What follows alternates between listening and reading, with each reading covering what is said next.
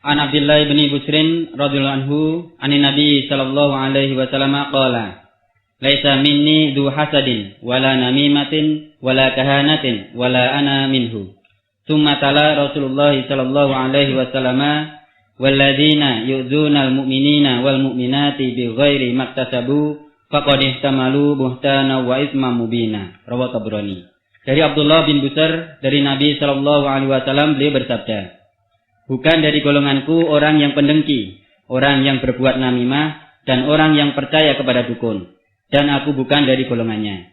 Kemudian Rasulullah Shallallahu Alaihi Wasallam membaca ayat, "Walladzina yu'dzunal mu'minina wal mu'minati bighairi maktasabu faqad ihtamalu buhtanan wa itsman mubina." Dan orang-orang yang menyakiti orang-orang mukmin, laki-laki dan perempuan tanpa kesalahan yang mereka lakukan, maka sungguh mereka itu telah berbuat kebohongan dan dosa yang nyata. Quran Surat Al-Ahzab ayat 58. Ya, ingat, perhatikan ini. Bukan dari golonganku orang yang pendengki. Masih ingat, dengki itu gimana? Dengki itu perasaan tidak senang kalau mendengar atau melihat saudaranya mendapat kenikmatan. Dan perasaan senang kalau melihat atau mendengar saudaranya mendapat kesusahan. Jadi kalau ada orang susah, dia malah senang. Tapi kalau ada orang mendapat curahan nikmat dari Allah, dia malah susah, tidak senang. Ini tidak termasuk golongannya Nabi. Tidak dikatakan ini bukan dari golonganku. Artinya tidak masuk umatnya Nabi. Tidak diakui sebagai umat Nabi. Yang kedua, berbuat namimah. Saya kan, di samping namimah tadi mendapat siksa kubur, tidak diakui sebagai golongannya Nabi. Yang ketiga, percaya kepada dukun. Kamu percaya kepada dukun saja, Nabi tidak mengakui, dia tidak masuk golonganku dan aku tidak masuk golongan dia. Artinya berpisah diri. Jadi saudara datang kepada dukun, percaya kepada dukun, keluar dari golongan Nabi. Tidak diakui sebagai umat Islam. Apalagi jadi dukun. Ya enggak? Baru percaya kepada dukun saja dosanya seperti itu, dikeluarkan dari golongannya Nabi, artinya tidak dianggap sebagai umat Islam. Apalagi jadi dukun. Maka Nabi mengatakan di hadis lain, kamu datang membenarkan omongannya dukun itu, membenarkan dia, wah dukun itu pinter bener omongannya itu, 40 hari sholatmu gugur kalau kamu sholat. 40 hari itu berapa kali sholat sudah? Sehari semalam 45, kalau 40 hari berapa? 5 kali 40 kan? Maka sejak zaman Nabi itu sudah ada dukun. Bukan hanya sekarang aja. Dan dukun itu benar-benar dikutuk dalam Islam. Karena dukun itu modelnya hanya menipu. Penipuan. Menyesatkan umat manusia. Membelokkan tauhid. Berbuat syirik. Dan dosa syirik, dosa yang tidak diampuni oleh Allah. Maka orang yang terlibat pada perdukunan, kena juga. Kamu menjadi golongannya dukun, tidak diakui sebagai golongannya Nabi. Maka syukurlah, alhamdulillah nih yang percaya pada dukun yang sudah tobat, dan termasuk para dukun-dukun yang sudah tobat, jimatnya dikumpulkan di tempat saya tuh. Saya punya koleksi jimat 1 rangsel tentara itu. Ya, jimat dukun-dukun semua, macam-macam. Ada keris, ada rencong Aceh juga ada, ya. Ada kol buntet, ada semar mesem. Macam-macam. Ya, sudah. Jadi itu karena dia sudah sadar, untung sebelum mati sudah menyadari, andai kata itu mati masih percaya kepada itu, rusak semua amalnya. Amal kebaikannya semua rusak, dosanya tidak diampuni. Ya, yang tadi dukun-dukun itu segera diakhiri jadi perdukunannya. Nah, jangan nekat sebelum mati kamu. Nah, kalau kamu nekat, nanti mati tidak diterima taubatmu, ya, gula teh yang ditompol raiso, ya, tidak dapat menolak azab Allah itu. Ya, kecuali kalau itu bukan orang Islam, silakan. Kalau orang Islam kok percaya kepada dukun tuh, fa aina Allah? Ya. Allah di mana? Tuhanmu siapa? Ucapanmu yang setiap hari iyyaka na'budu wa iyyaka nasta'in, bohong, menipu. Ya. Kalau kita orang Islam kok percaya kepada dukun, ya. Nabi sudah mengatakan tidak termasuk golonganku, aku tidak termasuk golongan mereka, artinya tidak diakui sebagai umat Islam. Lah kalau bukan orang Islam mencari dukun, mencari ya silahkan saja, memang dia orang bingung, tidak mengerti kan. Orang Islam itu harus kenal kepada Tuhannya. Maka bedanya orang Islam dan tidak orang Islam, bedanya ya. Karena orang Islam itu mengetahui, kenal siapa Allah, mengetahui Tuhannya. Kalau bukan orang Islam nggak kenal siapa Tuhannya. Maka ada yang mempertuhan kebo, ya. Yai Slamet itu dipertuhan.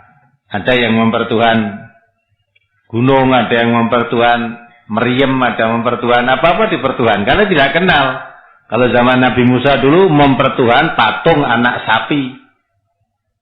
Anak sapi itu disembah-sembah. Nah, kalau orang Islam kenal siapa Tuhannya orang Islam? Allah. Siapa Allah itu? Alladzil khalaqakum, yang menciptakan kamu.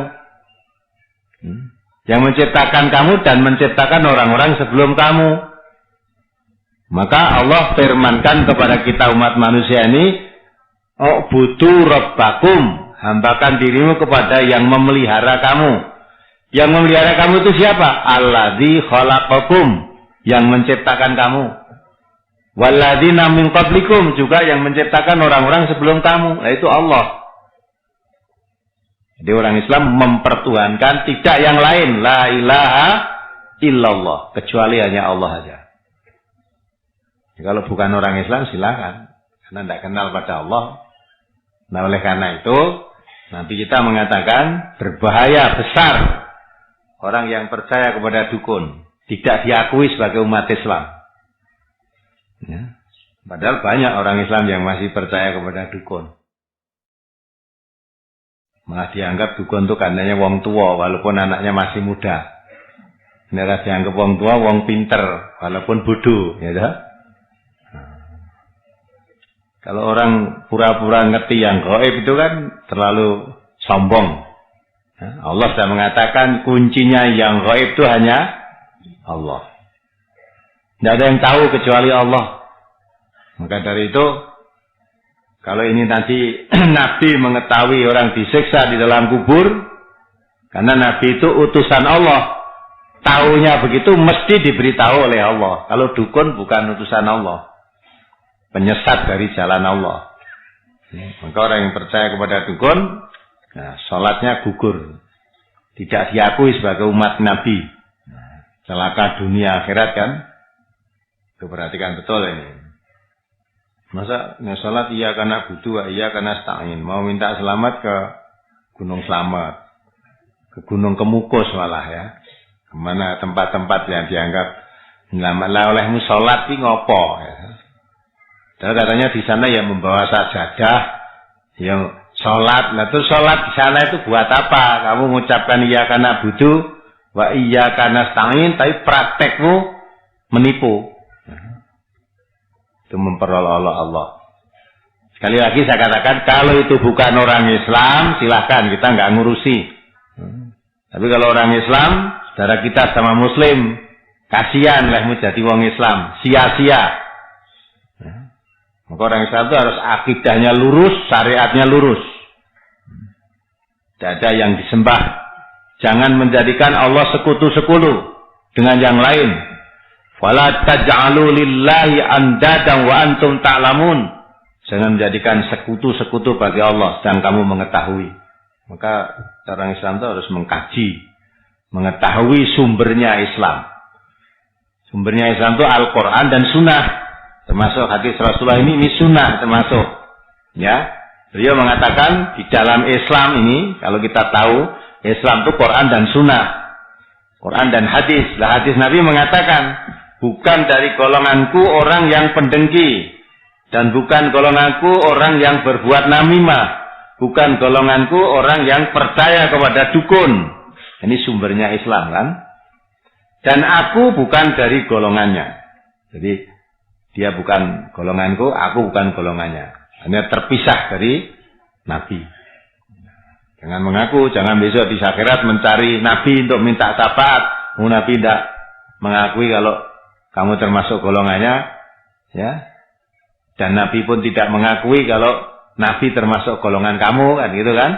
Jadi ini ada garis pemisah. Ya apa yang memisahkan? Yang memisahkan antara Nabi dan umat yang tidak diakui golongannya tadi apa? Yang memisahkan jadi diterangkan di situ karena kamu punya sifat dengki. Karena kamu punya sifat suka namimah. Karena kamu mempunyai sifat apa? Percaya kepada dukun. Lah itu yang memisahkan antara Nabi dan kita. Kalau kita masuk golongan ini tadi tidak diakui sebagaimana Nabi. Kalau sudah tidak ada dari brosur, mari kita jawab minggu yang lalu. Wah, numpuk sekali banyak ini. 1 Mei nomor 5, Ustaz. Ya. Ada tetangga saya yang sedang padu dengan anak dan istrinya. Hal seperti itu sering terjadi. Dia sering ke dukun minta pertolongan. Tetapi tetap saja keluarga itu masih tidak nyaman. Sampai-sampai anak dan istrinya dikeluarkan dari rumah. Lampu depan dimatikan dan anak istrinya dibiarkan tidur di luar rumah. Kalau diingatkan yang benar, dia tersinggung dan marah. Malahan mengancam akan membunuh. Apakah orang itu sudah dimasuki syaitan hatinya sehingga dia berbuat seperti itu, Ustaz? Iya. Orang kalau percaya dukun tuh hatinya kemasukan setan juga. Loh, 42 anak istri kok malah yang dukun. Ya dah? Ke istrinya masih cantik. Tekon yang dukunnya ngomong, wah itu tidak cocok dengan kamu itu. Nah, kalau tetap kamu ya terus jadi itu ya selamanya akan cerai. Apa itu akan rame. Dulu wetonnya tidak cocok. Gitu? Nah, supaya bisa damai, tolonglah istrimu biar mondok di rumah saya. Tak selepe nanti. Nah, nanti terus dinasihati apa? Lah karena percaya kepada dukun ya ben damai dititipkan di situ. Sering toh? Sudah lihat tayangan-tayangan TV itu? Iya enggak? Fakta itu loh. Di pondok keneng dukun akhirnya digarap oleh dukunnya. Ya, iya enggak? Dukunnya umur berapa udah tua masih ya begitu dukun. Terus wes balik keneng dukun yang di rumah. Cik rame meneh. Ada dulu di daerah Ngerampal karena dulu ada orang ya. Sakit, kok keneng dukun. Nah, kebetulan rumahnya yang sakit itu sebelah barat masjid. Kok keneng dukun, apa kata dukun? Wah, kamu tidak kuat disembah. Nah, karena omai kulon masjid, ya salah tak marek ngulon. Tidak kuat disembah. Pindah akhirnya. Pindah Madidol. Di sana masih sakit lagi juga. Oh, ya. Salah arah kamu membuat rumah jangan menghadap ke sana, menghadapnya ke sini. Bongkar lagi. Bongkar. Lah coba biayanya berapa? Rumah dipindah wis apik-apik dikon bongkar meneh, masih sakit lagi. Ya. Apa dicari-cari akhirnya mati. Nah, mati wis omahe didol, wis duit entek, nggo krek-krek kuwi, manut dukun mati, bareng wis mati dukune, wah wis kaset, kamu lapor pada saya itu sudah kaset. Ana meneh nyalahke dokter. Anggere wis ora iso ngobati lah karena sudah kemasukan obat kimia sehingga tidak mempan itu. Kalau mau percaya saya ya sebelum bawa dokter bawa saya dulu. Nah itulah dukun itu kudu pinter ngomong. Orang pinter ngomong rapayu wong dukune modale ngapusi kok. Padahal orang baru datang langsung, wah lah ini kamu nyawa balen. Ya, nyawa balen. Kamu dulu seakan mati. Coba kamu ingat-ingat. Kamu pernah diopnam di rumah sakit sampai hampir mati kamu. Akhirnya kamu masih hidup, nyawa balen. Ya enggak? Pernah enggak kamu di rumah sakit sampai 6 bulan apa 7 bulan? Giling-giling enggak pernah sakit itu saya. Enggak pernah sakit. Iya, waktu itu bareng Surya ada sakit, iling-iling, memang pada saat itu kamu baru umur 7 bulan. Nah, maka di opnam di rumah sakit ya tidak terasa umur 7 bulan kok. Ya. Oh, lah yang ngeten mboten ngetas lah. Iya, ngerti aku. Dukun iku kudu pinter ngono kuwi. Masuk di tebaan-tebaan dulu, bareng kanu lah baru. Tidak begitu. Maka itu wong padu bojo anak koneng dukun bubrah sudah. Ora percaya tutokno. Mula nek kuwi ditawa wong Islam mbok ora roh. Kalau wong Islam, apa sebabnya padu? Cari permasalahannya. Padu itu hanya berselisih kan? Ya, bisa suami bisa salah, istri bisa salah, bapak bisa salah, anak bisa salah, anak bisa benar, bapak bisa salah. Bapak bisa benar juga gitu. Nah, sekarang namanya padu berselisih mesti masing-masing merasa dirinya yang benar. Bapaknya padu roh anaknya, bapaknya rumangsa bener, anaknya rumangsa bener. Lah padahal bener itu al-haqqu mir rabbika. Benar itu dari Tuhanmu. Jangan kamu merasa benar lah. Karena kebenaran itu dari Allah, maka kalau terjadi perselisihan yang dicari adalah kebenaran, kembali pada Allah. Selesai. Kalau yang dukun ora bakal rampung. Itu kemasukan setan itu. Apalagi mula dukun ini nek karo NTA gedeng banget Mas. Wah. Tapi kalau dukun yang baik, dengar-dengar begitu dia menyadari, sadar ya betulnya. Praktek saya perdukunan selama ini sebenarnya cuma ngapusi saja. Saya ngomong ini bukan ngawur. Kakak saya ada yang jadi dukun gitu loh. Kakak saya ada yang jadi dukun. Pernah saya datang ke sana, tak nasihati. Pernah juga datang di minggu pagi di gedung ini. Sudah datang, sudah mau baik-baik, akhirnya didemo oleh anak buahnya. Jadi karena anaknya muridnya banyak, terus dipanggil oleh gurunya, guru pedukunannya itu. Nah, jadi ini piye ya, kowe ning kono tak percaya membangke perguruan ya pedukunan itu lah kok kowe malah menggok lah, tuh anak buahmu piye? Ya. Dikandani macam-macam, akhirnya kembali lagi, itu tidak mau lagi datang ke sini. Terus tidak sholat lagi. Nah, ketika itu saya datang. Pas datang sana, ada orang tua, putri, nangis-nangis di situ. Minta kepada anaknya itu, cerita. Anaknya itu sudah pergi 3 hari, anak gadis, pergi 3 hari belum pulang. Tekok ke kakak saya. Pripun Pak Kiai, pun tikang dinten sekolah mboten mantuk. Nah. Jadi siapa? Anak itu lho dina ora mulih digolek itu kan masih baik. Menggoleki kok yang dukun kapusan. Ya dah? Padahal anak ibu-ibu zaman sekarang itu kadang anaknya tidak pulang seminggu enggak dicari. Nek pite ngendok ora mulih sak sore goleki. Ya dah, ibu-ibu di desanya, babonku kok ora mulih apa katut jagomu gitu. Itu kan goleki ning kandang. Nenek anak perempuannya apa kata jagomu, wis ben gitu malah. Nah, betul, itu tanya. Terus kakak saya masuk. Lama di dalam kamar. Terus pulang, terus keluar lagi. Bawa buntelan gini, tak isinya apa enggak tahu.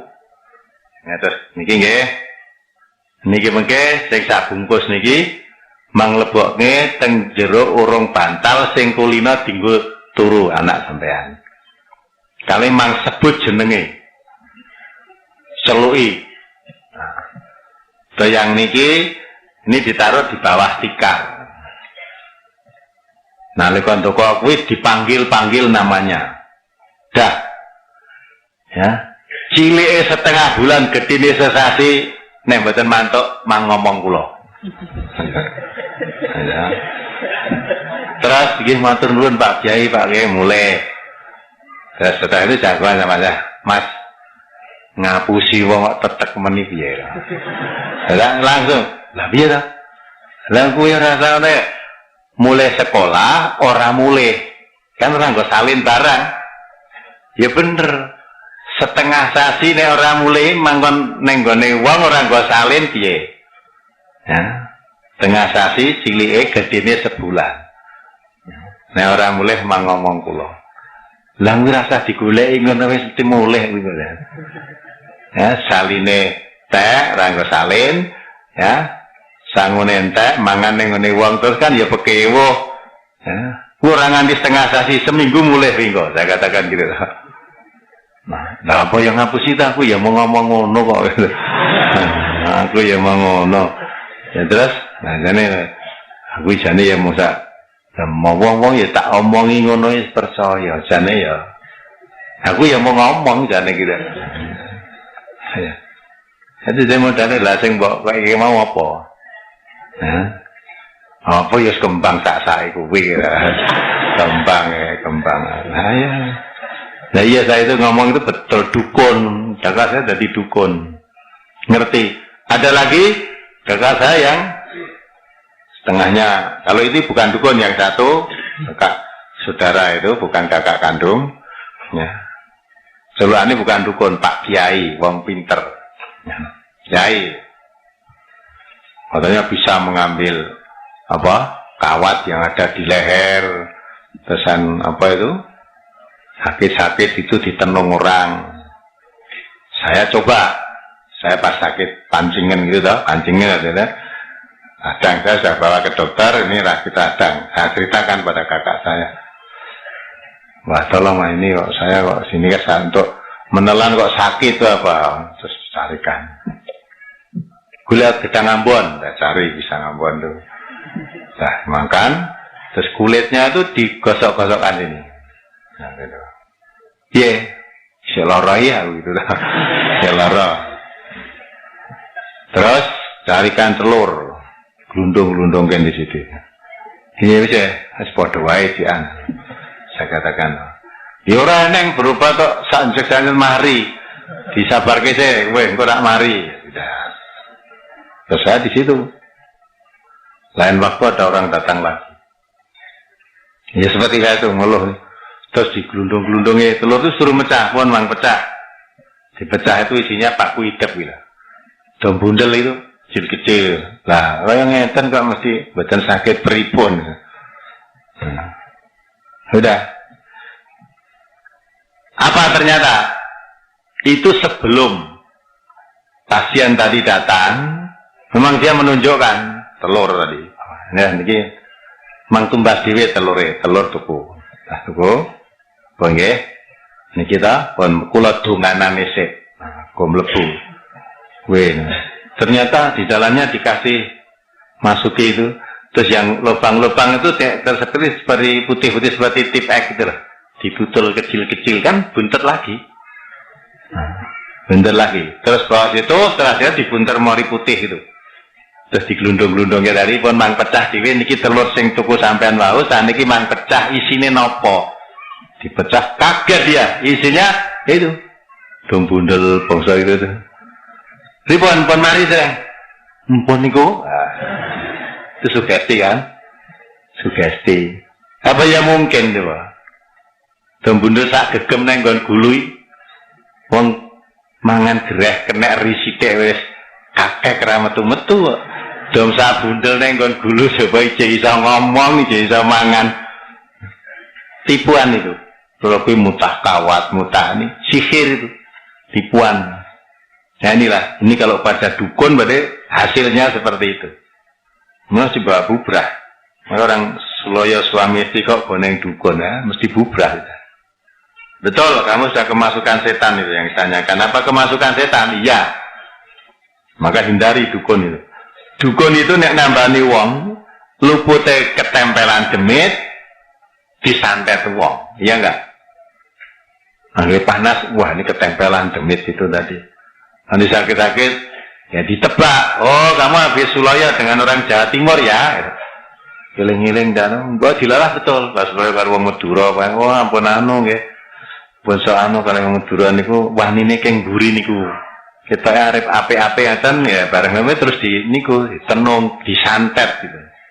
Nah, saya percaya gitu. Saya pernah punya saudara, teman sekolah rumahnya Banyudono sana. Sakit mulat-mulat itu. Panggilkan kiai waktu itu. piye? Wah, aku rasa apa-apa, kok linggis dilebokke ning gegerku. Lah dia, asing ngomong sapa? Tak tukoke wong pinter, jare linggis dilebokke ning gegerku. Ah metune ngendi saya katakan. Ya mbok kondone ya malah apik noh dadi balung wesi kok saya katakan itu. Nah, itu padahal itu cuma sakit apa itu? Ya wong dengkek apa sakit rematik apa itu loh. Nah itu coba akal kan jare masuk. Linggis lebokke geger itu metune ngendi. Padahal nyatane bungkuk ya iso ning jare sakit banget ning nggon ndungkuk. Ki sakitane nek linggis apa iso mbok teko-teko gitu. Nah, ndak bisa kan? Jadi lupute kena ketempelan demit ya ditenung wong. Maka saya katakan waktu saya ngisi pengajian awal-awal di Surabaya itu saya tantang aja itu kan golek ini bapak-bapak dari Surabaya ada ini. Ayo golek dukun yang paling ampuh ning Surabaya gini jarene Jawa Timur tuh Dugdeng, bangsa ahli pentenungan, penyantetan. Suruh nyantet saya. Nanti kalau kena tak bayar gitu. Kalau tanya rumah saya mana, weton saya apa, wes bila ana wetone sing kira-kira kena disantet weton apa udah. Gitu kan? Sampai sekarang enggak berani. Enggak bisa, memang enggak bisa itu loh. Kalau dukunnya ngrebar ngobati wong kada ditu jano napa niku kenging santet terus sing lara nggih pun ana kula mboten salah. Nyuwun tulung mang balekke Pak Dukun. Mang balekke mriku kadang ngrasake kaya sing kula rasake. Dukune gelem apa ora biasane? Ndak mau. Pun mboten sing penting tak waras nggih. Pun mboten sah. Ora iso sebab itu. Ora kok ora mau dadi wong apik, ora iso. Balekke apa coba? Ndak bisa. Maka jangan percaya pada dukun. Terus apa lagi?